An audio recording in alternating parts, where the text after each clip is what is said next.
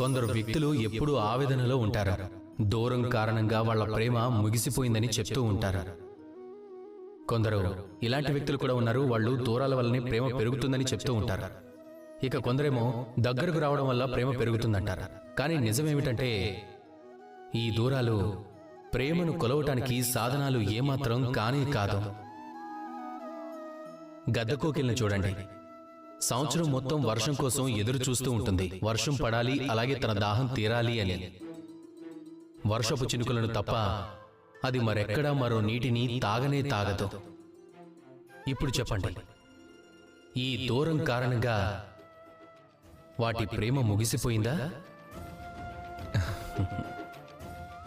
ఈ ప్రేమ మీ చిత్తశుద్ధిని చూస్తుంది, మీ మనసులో ఉన్న భావాలను చూస్తుంది. కావాలంటే మీరు ఎంత దూరంగానైనా ఉండనివ్వండి, ఎంత దగ్గరగైనా రానివ్వండి. కేవలం మీ భావనల్లో మలినత్వం ఉండకూడదు, స్వార్థం ఉండడానికి వీల్లేదు. ఈ ప్రేమను పవిత్రంగా ఉంచండి. ఈ ప్రేమ పెరుగుతూనే ఉంటుంది.